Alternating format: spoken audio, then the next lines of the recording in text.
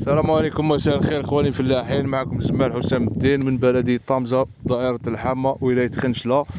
رانا في البستان تاعنا وين رانا قمنا ببعض نشاط بعض الممارسات الزراعية، من بينها إضافة لاسيديميك مخلوط مع الحديد كما راكم تشوفوا، كيلات دفار اللي هي شيلات الحديد اللي ها هي كذا اللون الأحمر، هذه اللي تعاون لنا بعد ظهور هذه الأعراض، أعراض نقص الحديد لا كلوروسفيريك اللي تنقص لنا بصورة كبيرة على الجزء الخضري.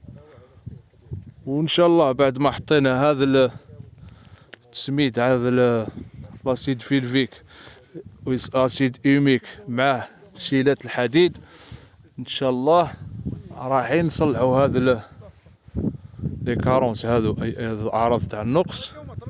بعد ما استخدمنا هذو ليزاسيديميك اللي تحتوي على لاسيديميك ولاسيد فيلفيك وبعض البكتيريا النافعة، اي انه هذا راهو يستعمل للديماراج، وهذا من بعد ايميك بلس من بعد الديماراج اللي يحتوي على البكتيريا المساعدة على النمو.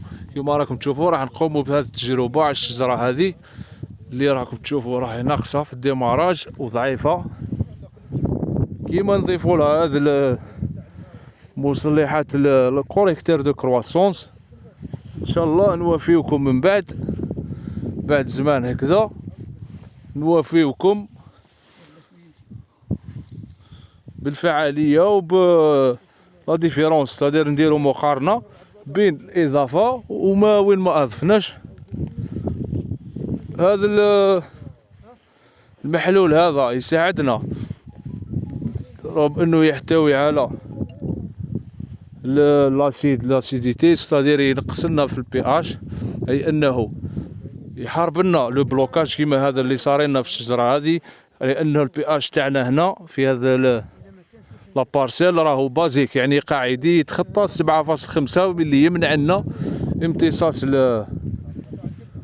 امتصاص كل ما هو عناصر غذائيه من التربه اللي تعمل الشجره تمتص، ولا بعض لي زونغري اللي نحطوهم تعمل في البي اش نوتر، يعني محيد ما بين 7 و 7.5.